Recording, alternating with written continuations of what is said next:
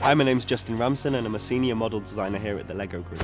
So we've taken one of the most iconic structures, which is the Statue of Liberty, and then we've Apocalypseburg-ified it, and it's got loads of secret hideouts and bases that are basically sprung up around the monument to defend the Bricksburgers against the oncoming Duplo attack.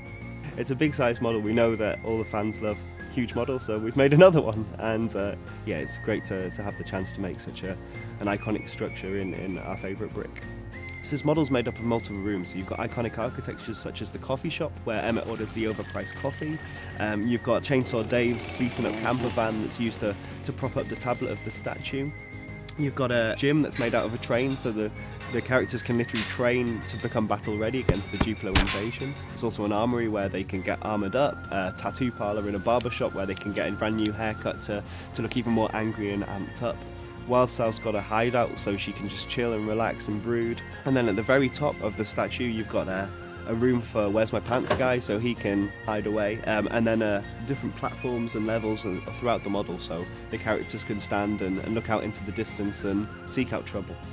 So one thing I wanted to do when creating this model was try and shove in as many hidden Easter eggs and surprises that reference other LEGO films and also just personal interest into the set. So yeah, we've got stuff like the chair kicking function that's hidden away in Bad Cop's jail, which some people may remember from LEGO Movie 1. We've also managed to put references into the Ninjago movie, also LEGO Batman movie, and just had some fun with the model. So one of the Easter eggs that I'm really happy about is that I've collaborated with the graphic designer, who's also from the same region in the UK that I'm from, and we've put our favourite dish, which is a chicken parmesan, on the menu in Apocalypseburg. So it's perfect for those starving wasteland appetites. So the graphic designer's job on the movie is we would take reference art from the studio or we'd create our own. It was a really good time when we were creating this set because the new trailer came out. So anything that we'd kind of missed on our storyboard section, we were like just freeze framing that trailer every section to make sure that we got all those little bits in that are going to be in the movie. So like when people get the set, it's going to be like a pretty accurate representation of what they're seeing on screen. So with this set we get Emmett, we get Wildstyle, we got Apocalypseburg Batman, we got Bad Cop, Where's My Pants guy, Larry the Barista, Green Lantern, Harley Quinn, Chainsaw Dave, and then we get 3 Apocalypseburg residents as well. So I think my favourite from this set is Larry the Barista, because he looks way more gnarly than we saw him in the first movie, and I just like the fact that his character's like grumpy and surly, and he's kind of like me. He's got 2 tattoos on his arms, which are the same that Chris McKay has. He directed the Lego Batman movie and he voices Larry the Barista. So there's one of the little details that the studio really wanted to sneak in there. I don't know if he knows about that. So for this model, we've created some really interesting, fun new colour changes that I know fans will absolutely love. So stuff like the spikes in sand green or the container walls in sand blue. I know all the LEGO fans out there will go crazy for it. We've also created some really fun elements for the LEGO Movie 2. So elements such as the armour for Batman, which gives him this apocalyptic feel, and yeah, Wildstyle's goggles and hood, and bringing back classics such as the barbed wire for the set. So I know people really get excited over these small details. So when sculpting new elements, I normally start in clay. We work at a bigger scale because I feel that you can get more detail, and then we get it scanned digitally. I then work on it on the computer, and then it gets scaled down and made into awesome toys that go in the set. First off, there's Wildstyle. She's got an updated wig with goggles, which is really cool. Secondly, there's Batman, who's got this absolutely ginormous new shoulder-padded wheel thing, which is really cool. And there's a new armour piece for Green Lantern. The idea was from the first movie, the world's got tougher, the world's got rougher, everyone's had to learn how to adapt. So you can see like Batman's thriving on it. He looks like he's from the wastelands and he's taken to it like instantly, whereas Emmett stayed exactly the same. So I think the idea is that everyone else has gone wild and got really aggressive, and he's still a sweet, naive like Emmett that we liked from the first movie. So before we got to the final set, there was around 30 or 40 different iterations. I'm known in the office as a bit of a hoarder, so I've kept every single one of these, and they just stack up around my desk, which is great for my other colleagues because I've got this big wall of Statue of Liberties.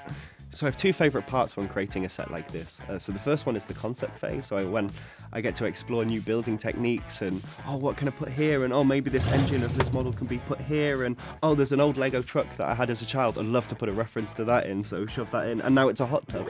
But the second favourite thing is, obviously, when the fans get hold of the set and for the first time and have that fresh experience and new eyes looking at the model. That's really, really great to see their reviews and hear their thoughts. But for me, the biggest mind-blowing thing will be to see the set in the movie on the silver screen at this huge scale. I mean, that's the best thing, is you're sitting during a film and go, ah, I made that, or I was part of it. And that for me is going to be the biggest thing. When I see my pieces that I've worked on in sets, it's super exciting to know that worldwide people will be playing with something that I sat at my desk sculpting. It's just very exciting to see it scaled down. Whilst I've worked at Lego, it's kind of hard to gauge how many I've designed, but I'd say, I don't know, upwards of 50 maybe, 50 new elements, yeah. I can't believe I'm here. Like, it's ridiculous. People get paid to play with Lego. Like, that's end of. Yeah, there's 300 designers, but it's crazy that we're basically living our childhood dreams. So my two bits of advice that I'd give to anyone who wants to be a Lego designer is never stop building. Like, just keep on building, being passionate about Lego, go and study something that's art and design related, and just get immersed in the brick. And the second thing is always just to test yourselves with building whatever it be. I mean, I used to always love building people's faces out of Lego, so never realised that I could make a car, or I could make a castle, or whatever it be. So it's been great to be pushed out of the comfort zone and build something that you may not be used to.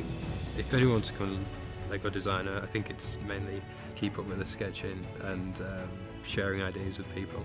Being able to take the feedback and then implement it in your own designs is always a great one, because we're working with such a big team. It's everyone needs to be doing this constantly to try and improve. So I worked in the movies, and I did makeup and hair and practical sculpting, and then I was approached by someone from Lego that needed a new sculptor, and it was like the perfect combination for that job role. So if anyone out there wanted to be an element designer, I'd say get practical, get sculpting, look at everything.